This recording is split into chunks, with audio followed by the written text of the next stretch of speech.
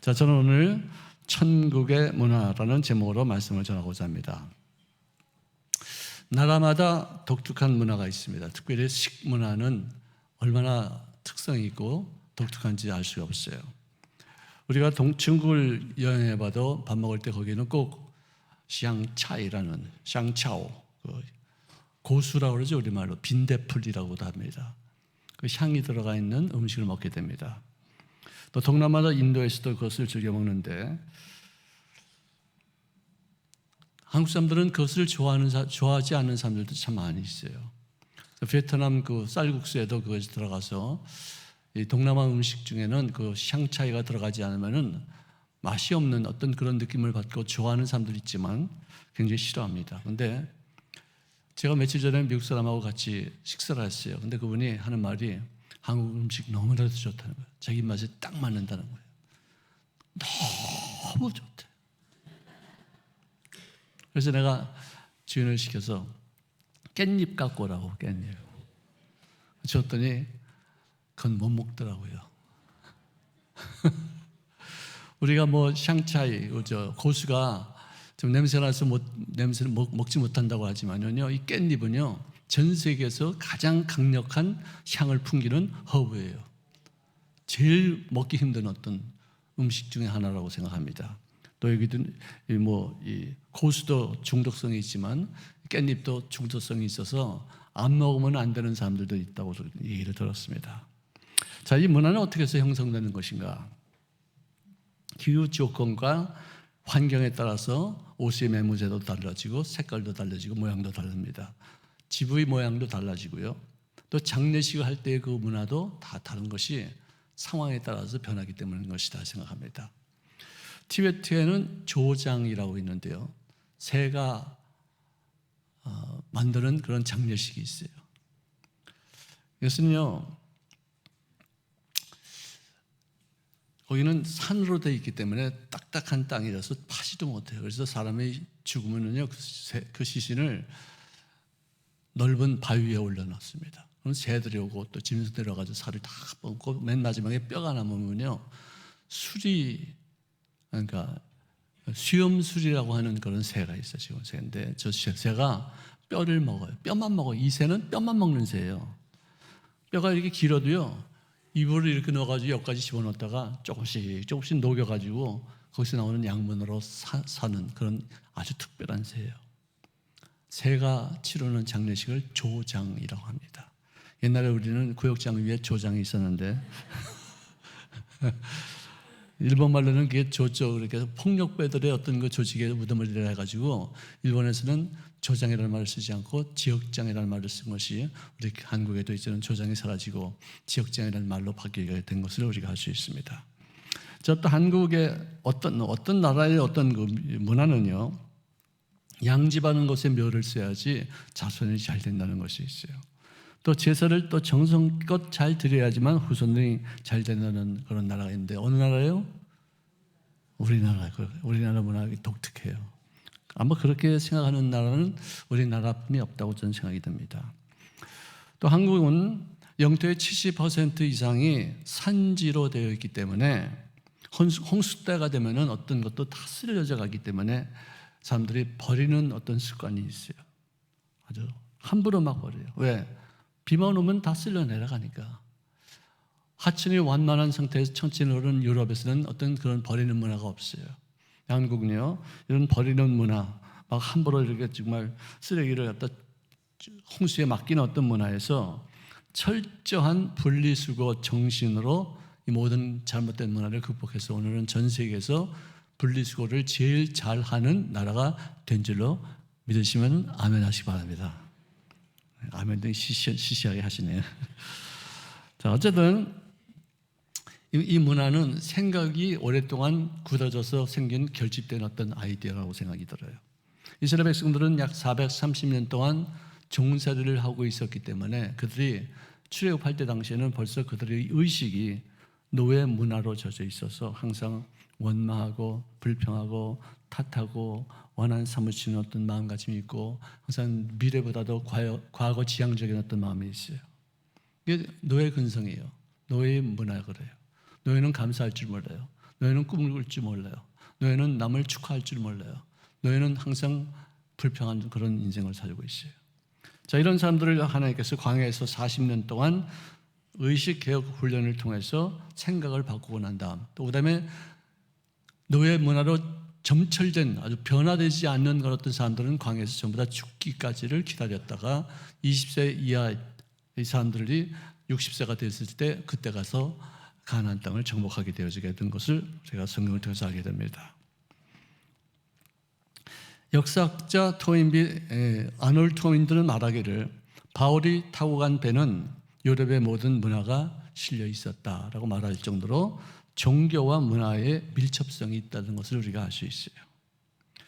또 폴 틸리히는 말하기를 문화의 본질은 종교요, 종교의 형태는 문화다라고 말할 정도로 문화와 종교, 종교와 문화는 아주 뗄 수 없는 밀접한 관계가 있다는 것입니다. 그러므로 우리가 종교를 어떤 종교를 갖고 있느냐에 따라서 그 사람의 성향이, 그 사람의 어떤 생각의 구조가, 그 사람의 문화가 달라진다는 것이에요.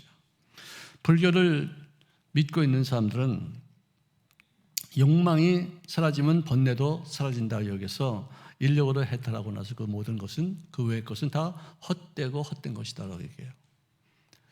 정말 헛되고 헛된 것. 큰 도승이 몇십 년 동안 수련하면서 깨달은 것이 뭐냐? 무구나. 아무것도 없도다. 이것이 큰 깨우침이에요. 배추구나 하지 않고 무구나. 제가 이렇게 종교를 내가 어떻게 조롱하지 않는 뜻이 아니라 정말 그 무에 대한 어떤 개념이 철두철미해서 모든 것을 다 헛것으로만 여기는 것이죠. 그 다음에 유교는 선업의 의식이 너무 강해요. 그리고 더 심각한 것은 모든 법에 의해서, 율례에 의해서 판단하기 때문에 정죄하고 잘못됐다고 지적하고 비난하고 단죄하는 어떤 그런 성향이 굉장히 강해요. 우리 한국이 지금 그랬었어요. 누가 잘못하는 꼴을 못 봐요. 항상 비난해요. 항상 지적해요. 또 이 선업의 의식 때문에 축구를 해도 선배가 공을 던져주면은 그걸 조심스럽게 받아요. 후배가 던져주는 공은 그냥 막 받아요. 왜? 선배 후배가 있으니까, 계급이 있으니까. 그래서 그것을 깨뜨리기 위해서 히딩크가 선배와 후배가 음식을 같은 자리에서 먹어라. 따로 떨어지지 말고. 그래서 자기도 선배 후배가 있는 곳에 같이 끼어서 음식을 먹으면서 선업의 의식을 깨뜨리고, 한 선수에게 공을 주는 것이지 선배에게 주는 것이고 후배에게 주는 것이 아니야. 선수야, 넌 경기하는데 무슨 선후배가 필요해? 한 선수로서의 어떤 역할을 잘 감당하는 것이 좋은 거지. 이렇게 선후배의 의식으로 갖고서 공을 서로 주고받고 하면 그게 제대로 되겠느냐. 굉장히 아주 괄목할 만한 지적이었고, 그것을 통해서 축구가 강한 나라가 되었다는 것을 우리가 알 수 있어요. 자, 욥이 많은 고난을 겪을 때 당시에 많은 친구들이 와서 그를 조롱하고 정죄하고 시민대로 거두지 않고서 어떻게 이런 고통을 받을 수 있겠느냐, 내가 무슨 죄를 지었느냐. 특별히 그 친구 중에 하나는 엘리바스는 말하기를 생각해봐라. 죄 없이 망한 자가 누구인가를. 너 무슨 죄를 지었길래 이런 고통을 받고 있느냐. 이런 어떤 모든 고난이 네가 지은 죄값이 아닌 것이냐 하면서 그는 모든 고난을 죄의 결과로만 해석하고 욥을 무섭게 단죄했었어요. 예를 들어 누가 성도들 가운데서도 어떤 고난을 겪으면 저 사람이 무슨 죄를 짓길래 저런 고난을 받지? 라는 어떤 잘못된 의식을 갖고 있는 것은 유교의 어떤 그런 잔상이 아직도 남아있기 때문이다. 저는 그렇게 생각합니다. 힌두교는 배가 고파도 옆에 있는 소를 잡아서 먹지 않습니다. 그들은 고난은 전생의 업보라고 여긴 바 되어서 내가 받는 그 고난 당연한 것이다. 나의 전생에서 내가 뭘 모르지만 죄를 지었기 때문에 내가 받는 것이다 생각하면서 갈등 없이 그 고난을 수락하는 어떤 그런 문화가 있어요. 이슬람교에서는 전쟁을 성전으로 여긴 바 되어져서 특별히 자살 특공대가 되어서 적을 죽이면서까지 자기 목숨을 버리는 것을 굉장히 큰 영광으로 생각합니다. 그런 문화가 있어요. 제가 어떤 타종교에 대한 어떤 편견이 있어서 하는 말이 아니라 분명한 것은 어떤 나라든지 각 나라마다 그들을 주관하는 신의 존재가 있기 때문에 그 신의 성향에 따라서 문화가 형성되는 것이다 라고 말할 수 있기 때문에 제가 말씀드리는 것입니다. 자, 천국의 문화는요, 믿음과 소망, 사랑, 그 중에 제일은 사랑이니라. 천국은 믿음의 문화예요. 진화론과 창조론도 과학적인 증거가 없어요. 이치적으로 그것을 증명할 수 있는 방법이 없어요. 그것은 하나의 이론이고 그것은 하나의 종교요, 그것은 하나의 믿음을 필요로 하는 하나의 신앙이에요. 근데 누가 어떤 것을 선택하느냐? 내 인생을 내 마음대로 살고 싶다, 하나님 없이 나는 살고 싶다 하는 사람들은 진화론을 택하고, 아니야, 나는 내가 의도적으로 내가 태어나고 싶어서 태어난 것도 아니고 내가 발전하고 싶어서 내가 원수로부터 진화된 것이 아니라 하나님의 피조물이야, 나의 속에는 하나님의 형상이 있어, 나는 영적인 존재요 라고 이렇게 믿고서 사는 사람들은 창조론을 택하는 것이지 선택이에요. 참 다행스럽게 여러분들은 원수로부터 진화돼서 나는 동물이다, 나는 이 땅에 살면서 이제 조금 있으면 그냥 흙으로 돌아오는 존재이기 때문에 나는 개같이 살아도 된다, 나는 내 마음대로 살 수 있다 라고 여기지 않고 나를 만드신 분이 있다 싶어서, 그리고서 내가 이 땅에 살면서 끝나면은 천국이라는 곳에 갈 수 있기에 이 땅에서 사는 동안에 내가 뭔가를 의미 있게, 가치 있게, 보람 있게 살아야 되겠다라고 결심하는 분들이 바로 여러분들과 저희 모습인 줄로 믿습니다. 자, 너희 중에 염려함으로 그 길을 한 자라도 더 잘할 수 있겠느냐 하면서 하나님의 존재를 믿고 그분이 역사하시는 것을 통해서 나의 생활 속에 하나님의 놀라우신 은혜가 넘칠다는 사실을 믿고 있는 사람들이기 때문에 크리스천들에게 있는 중에 가지고 있는 문화 중에 하나가 맡기는 문화예요. 염려하지 않습니다. 걱정하지 않습니다. 고민하지 않습니다.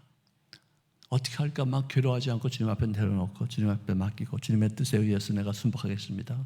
손해보는 것 같아도 주님 앞에 맡기면은 주님께서 합력하여서 선을 이루게 될 줄로 믿습니다. 이게 크리스천들의 문화예요. 믿음의 문화예요. 하나님께로 나아갈 때 우리가 가지고 있는 믿음은 어떤 것이냐? 그분이 존재하시는 것을 우리가 믿고 또 그를 찾는 자에게 상을 주시는 분이심을 믿을지니라. 할렐루야.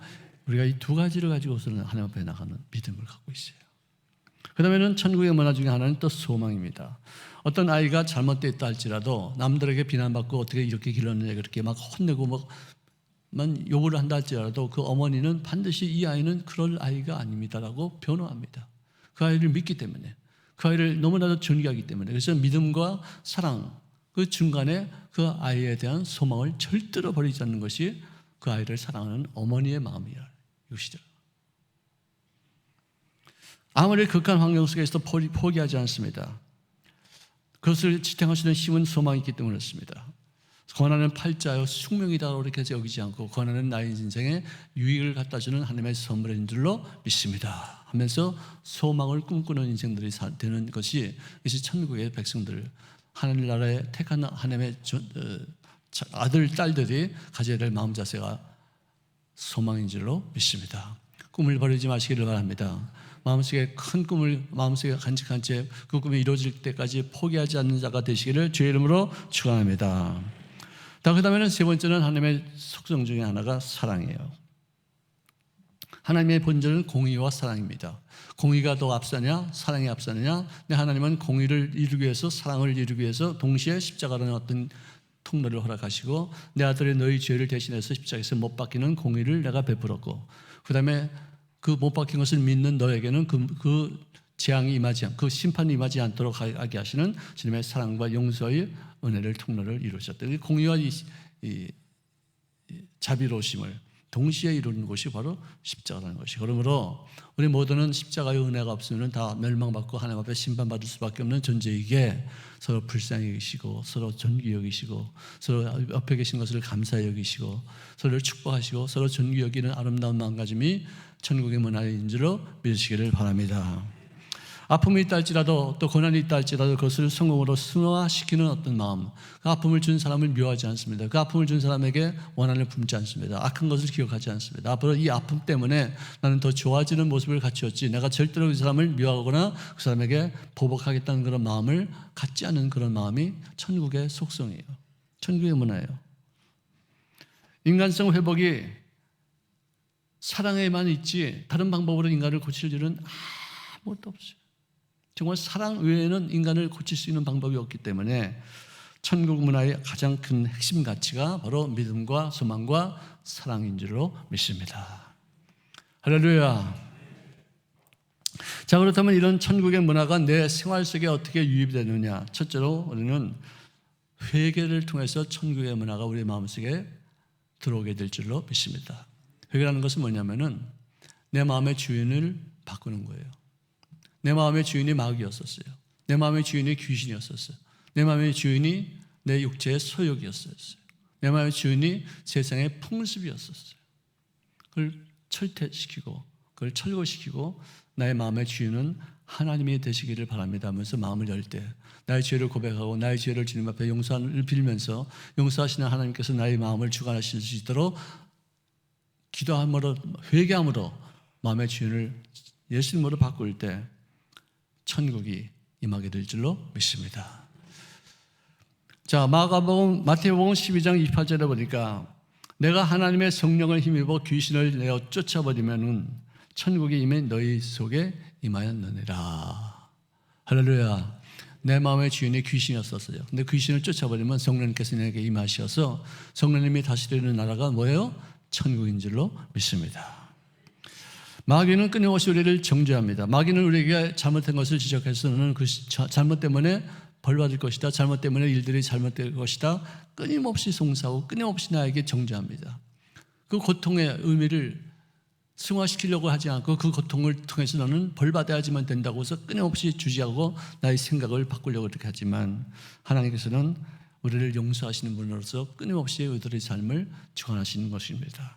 여러분 오래전이었어요. 벌써 100년까지는 안 됐겠지만 한 7, 80년 전에 있었던 루스 베네딕트라는 여자 철학가가 있어요. 그분이 쓴 책 중에서 국화와 칼이라는 제목이 있는 책이 있는데 일본의 문화는 국화같이 아름답고 온순하고 향기롭지만 또 칼 같은 어떤 무서움이 같이 존재하고 있다는 그런 내용으로 아주 세계적인 명서가 바로 이 책입니다. 근데 거기서 이런 말이 있어요. 미국이나 구라파 즉 유럽에는 회개와 용서의 문화가 있는데 일본에는 부끄러움의 문화밖에 없다. 회개하지 않습니다. 용서하지 않습니다. 한 맺혀 있습니다. 보복합니다. 똑같은 패전국이었는데도 독일과의 차이가 뭐냐? 독일은 자기들의 잘못을 회개했어요. 다 고백했어요. 있는 것 없는 것 다 노출시키고 사진들, 증거들 다 그냥 만들어가지고 박물관 만들고 전시장 만들어가지고 그리고 또 어떤 기일만 되면은 독일 총리가 직접 그 무덤이나 아니면 그런 어떤 기념관에 가서 무릎 꿇고서 진심으로 사과하는 유대인들에게 우리가 정말 못된 일을 했습니다. 우리 조상들이 나쁜 짓을 했습니다. 정말로 눈물을 흘려가면서 회개하는 그런 모습이 있는데 일본은 그거 부끄러운 일인데 뭐 잠깐만 이렇게 들춰줄 것이 뭐 있겠느냐. 회개하지 않아요. 돌이키지 않아요. 잘못하지 않다고 그런 모든 증거를 아주 싸그리 딱 불태워서 그런 일이 없다는 식으로 입 싹 닫고 있는 것이 그들의 문화예요. 우리가 보기에는 속상하죠. 우리가 보기에는 안타깝죠. 누가 보면 어떻게 저럴 수 있는가 무슨 나쁜 놈들이라고 그러는데 우리가 좀 이해해서 보면 그 사람들의 문화가 그래서 그런 거예요. 개개인적으로 봐서는 굉장히 선량하고 착하고 정말 훌륭한 사람들이 많이 있어요. 우리가 배울 수 있는 것들이 너무 많이 있어요. 근데 어떤 그런 문화에 젖어서 미안하다는 말, 스미마셍 뭐 그런 건 하지만 어떤 그런 역사적인 일에 대해서 이렇게 죄책감을 느끼지 않는 정말 이상한 어떤 문화에 젖어 있다는 것을 우리가 알 수 있습니다. 자, 우리가 또 하나님의 문화를 접하기 위해서는 회개 다음에 기도할 수 있는 그런 생활이 있어야 된다. 기도는 뭐냐? 하나님과의 관계를 깊게 만드는 통로다. 기도는 뭐냐? 영적 성장을 위한 필수적인 도구다는 거예요. 아무리 예수를 오래 믿어도 기도 생활하지 않으면 영적인 성장이 절대로 이루어지지 않습니다. 하나님과의 인격적인 만남, 굉장히 소중한 어떤 요소가 하나님과의 만남이에요. 어떤 사람 말하기를 기도만 그것만이 살 길이다.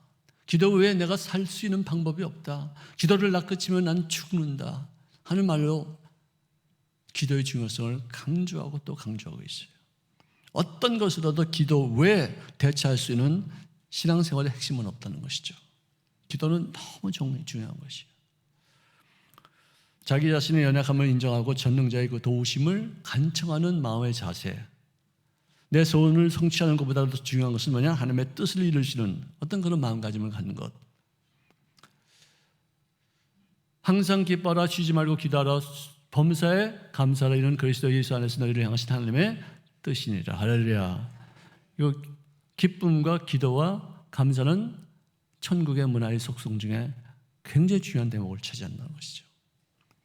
너희를 향하신 하나님의 아버지의 뜻이라는 것이 뭐냐? 그것이 실체고 그것이 가장 중요한 대목이요, 그것이 너희들의 생활 속에 아주 접목되어 있어서 항상 끊임없이 이어져야지만 된다는 것이죠. 이게 천국의 문화인 것입니다. 그를 통해서 우리가 예수님의 성품을 닮아가며 선한 영향력을 행사하시는 삶이 되어지게 될 줄로 믿습니다.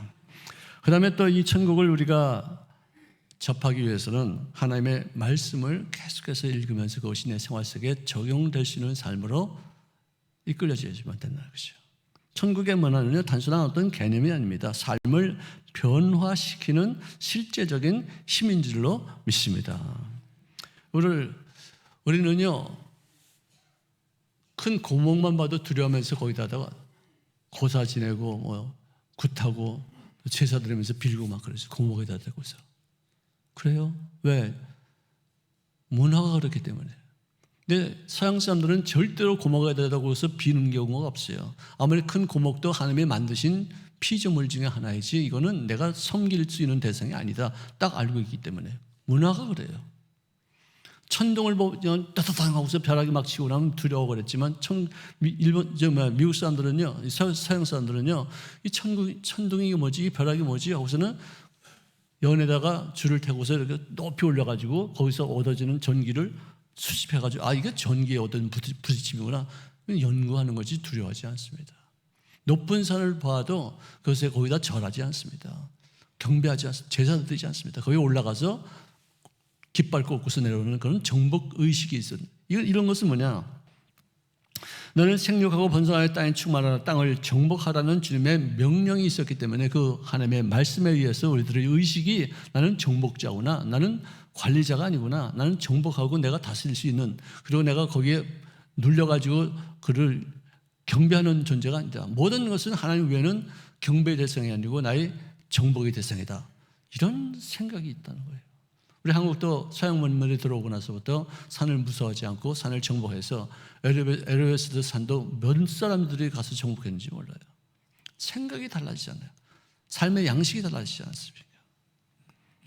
큰 높은 산뿐만 아니라 심한 어떤 깊은 바다도 탐구하는, 우리 한국의 어떤 그런 심해 잠수정을 만들어서 지금도 몇천 미터까지 들어가는 어떤 그런 일들을 지금 하고 있지 않습니까? 옛날에는 상상도 못한 일이었죠. 무서워서 절대로 그걸 두려워하기만. 아니 화장실에 저녁 때 화장실만 가더라도 엄마 깨워가지고 화장실 옆에 앉아있게 만들어서 거기 앉아가지고 달걀 귀신 나온다 그래가지고 말이지 그냥. 그렇게 무서워하던 사람들이 이제는 귀신이 어디 있어요? 귀신이 예수 믿는 사람들 앞에서 귀신이 어디 까불어 이 자식이. 예수님을 명하여서 귀신은 쫓아버릴 줄로 믿습니다. 아멘. 천국 이 문화는요, 미래지향적이에요. 여러분들 미국 시민권을 딴 사람이 아직도 한국 문화권에서 머물러 사는 교포들 참 많이 있어요. 정말 희한해요. 미국 시민권을 받았는데도 말도 못하죠. 사람들과 더불어 함께 살기도 못하죠. 어떤 메인스트림에 대해서 주류에 들어가서 일하지도 못하고 그냥 한국 사람들끼리 뭉쳐 사는 사람들이 있어요. 우리들도 천국 백성임에도 불구하고 천국 문화권에 살지 못하고 저 변방에서 또 아직도 세속적인 어떤 문화에서 아직도 예수 믿는 사람답지 않게 교회만 왔다 갔다 하지 판도 변화되지 않고 성장하지 못하고 성숙한 어떤 영적인 어떤 권세를 발휘하지 못한 채 판도 왔다 갔다 하는 사람들이 참 많이 있어요. 시간이 많이 필요합니다. 이스라엘 백성들이 430년 동안 갖고 있던 이 문화를 바꾸는데 40년이 걸려도 못했었어요. 우리도 아마 내가 만약에 시민권을 땄다면 내 자식과 자식 정도가 돼야지만 손자 정도부터 아마 천국 문화, 미국 문화, 일본 문화 그 시민권을 딴 나라의 문화를 지키는 정도의 사람들이 될 것이요. 그렇지만 우리가 지금 당장 우리가 일대째 예수를 믿는다 해서 우리가 변화되지 않는다고 이렇게 못 박지 마시고 끊임없이 노력하시고 끊임없이 주의 말씀을 통해서 공부하시고 어떤 어려움을 당할 때마다 권한은 내게 유익이라는 어떤 그런 하나님의 약속을 내 생활 속에 적용해서 천국 사람들답게 천국 문화 속에 접해있는 인생을 사시기를 주의 이름으로 축원합니다. 자, 이스라엘 백성들은요, 하나님의 명에 따라서 고향을 떠난 사람들이 참 많이 있습니다. 아브라함은 명을 따라서 갈 바를 모르고서 고향을 떠나고 하나님의 원하신 곳까지 갔어요.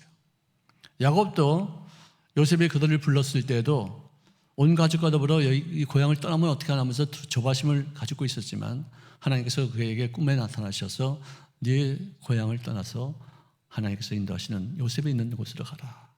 요셉이 너희 죽음 때 네 눈을 감게 할 것이다. 여러분들 고향에 집착하면 안 돼요.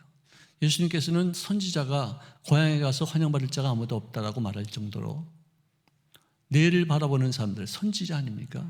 내일을 꿈꾸는 사람들 아닙니까? 이런 사람들은 과거를 상징하고 있는 고향 땅에서 환영받지 못한다. 계속 앞으로 가라. 계속 앞으로 전진하라. 미래를 향해서 꿈을 꾸고 그 꿈을 이룰 수 있기까지 미래를 향해서 전진하는 삶을. 너무 고향에 집착하지 말라는 거예요. 국가를 우리가 생각해야죠. 하나님의 뜻을 우리가 더 중히 여겨야죠. 고향에 집착해서 거기에 남아있는 사람들을 참 안 쓰는 얘기죠. 그리고 우리는 천국의 문화를 전도와 양육으로 우리가 활성화할 수 있기를 바랍니다. 여러분들, 우리 교회도 새 가족들이 지금도 양육받고 있어요. 새 가족실에서 지금도 공부하고 있고 5주를 지나서 그때서 이제 우리 교회에 이제 입교가 될 수 있는데, 새 가족은요, 직분을 초월해서 어느 누구든지 그 사람들에게 대한 관심을 끊지 말고 계속 주시하고 보살펴주고 관리해주고 위로해주고 격려해줘야 될 대상들이라는 것이죠. 아무리 많은 분들이 교회에 왔다가 하더라도 교회 분위기가 틀리면 교회 떠납니다. 교회가 너무 따뜻하고 너무 사랑이 있고 서로 용서가 있고 정말 힘이 되어지고 위로의 말씀을 전해주는 사람들이 있고 정말 어려울 때마다 같이 기도해주고 금식해주는 사람들이 있다면 그 사람들이 떠나지 않죠. 물론 김영주 목사가 설교를 더 잘하면 안 떠나겠지만 저도 계속해서 공부하고 연구하고 몸부림칩니다. 어떤 스펄전 목사님은 말씀하기를 그분이 죽었을 때 그 부인이 뭐라고 그랬냐면은 우리 남편은 설교를 준비하다가 죽었어요. 그런 말을 했대요. 물론 이제 충청도 사투리를 한 말은 아니지만 어쨌든 저도 진짜 가만히 보면은 설교를 준비하다가 죽을 것 같아요. 내가 설교를 이렇게 해도 내 딴에는 해도 여러분들이 다 평가하지 않습니까? 나는 최선을 다해서 해도 못하다는 그런 얘기를 많이 들을 때 어떻게 하겠어요, 제가? 여러분들께서 불쌍히 여기시사 잘 받아들이고 내가 진짜 음식도 별로 안 좋게 만들었는데 그 음식을 맛있게 드신 여러분들이 되셔서 오늘까지 이렇게 제가 존립하게 된 줄로 믿습니다. 또 그걸 갖고 또 크게 아멘 하고 보니까 그런 것 같으네요. 자, 지구역자님들의 관심과 봉사 부처의 활성화, 지도층의 어떤 확신이 없이는 새 가족들을 우리가 올바르게 잘 흡수해서 우리 교회 정착시키기까지 참 힘이 많이 든다는 것이죠.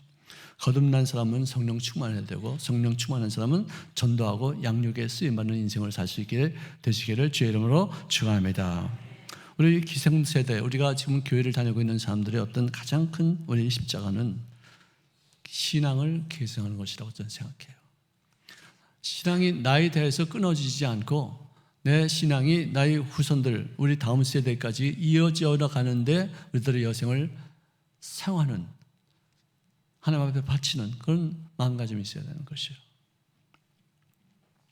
자, 마가복음 8장 34절에는 자기를 부인하고 자기 십자가를 지고 나를 따를 것이다. 이것이 천국 백성들이 해야 될 일이라고 말씀하셨어요. 이 말씀은요, 3번 말씀하셨는데요. 마태복음에도 한 말씀하셨고, 누가복음에도 말씀하셨고, 또 마가복음에도 말씀하셨는데, 마태복음에 하신 말씀은 제자들에게만 하신 말씀이고, 누가복음에서 하신 말씀은 무리들, 즉 왔다 갔다 하는 사람들, 어떤 배움을 위해서 주님 앞에 나오는 것이 아니라 먹을 것이 있으니까 주님에 나오는 그런 사람들에게도 이런 말씀하셨고, 그다음에 무리와 제자들 동시에 그들에게 하신 말씀이 오늘 본문 말씀 마가복음 8장 34절이다. 그러니까 주님께서 제자들에게만 하신 말씀이 아니고 무리에게만 하신 말씀이 아니라 모든 사람들이 다 이런 마음가짐을 가져라. 너에게는 십자가가 있다. 네가 어떤 사람 때문에 네가 고난을 받느냐? 그게 네 십자가야. 남편이 너에게 고통을 줘? 그게 네 십자가야. 지어야지 돼. 그거 벗어버리면 안 돼. 지고 주름을 따르는 그 존재가 진정한 의미에서 천국 시민이 되는 것이다. 이런 뜻이에요. 여러분들, 내 자신을 부인한다는 말은 뭐냐? 나는 없습니다. 나는 죽었습니다. 나는 고집부릴 게 없습니다. 나는 할 수 있는 게 아무것도 없습니다. 내려놓습니다. 이게 내 자신을 부인하는 거예요. 내 고집을 관철시키겠다. 내 뜻이 옳은 말을 시다. 너는 다 틀렸고 내 말이 다 맞다. 이것은 자기를 인정하는 것이에요. 자기를 부인하고 자기의 십자가가 있다는 거예요. 나보다 부족한 사람 때문에 받는 고통, 나보다 늦게 시작한 사람 때문에 받는 여러 가지 역경들, 이런 어떤 것을 우리가 십자가라고 이렇게 말할 수 있는 것이죠. 여러분들, 천국은 단순하게 죽은 다음에 가는 장소가 아닙니다. 기독교적인 문화를 통해서, 기독교의 문화를 통해서 우리가 인권을 중시하는 것을 배우게 되었고, 기독교 문화를 통해서 선진 교육을 우리가 받아들이게 되었고, 기독교 문화를 통해서 새로운 문물을 우리가 습득하게 되어졌고, 또 발전된 의술을 우리가 누릴 수 있게 되어졌어요. 기독교 문화를 통해서 여성의 지위가 진짜 무차별적으로 향상되게 됐다는 것을 우리가 부인할 수가 없어요. 기독교는 그의 문화를 통해서 우리들의 삶에 엄청난 변화와 유익과 발전을 허락하시게 될 줄로 믿습니다. 앞으로도 이 기독교 문화가 한국의 엄청난 분야에서, 많은 분야에서 막강한 영향력을 행사하는 그날까지 우리가 예수 믿는 사람으로서 천국의 문화를 습득하여서 우리들의 생활 속에 남들에게 천국을 보여줄 수 있는 예수님의 편지요 그리스도의 향이 되는 여성이 되시기를 주의 이름으로 축원합니다.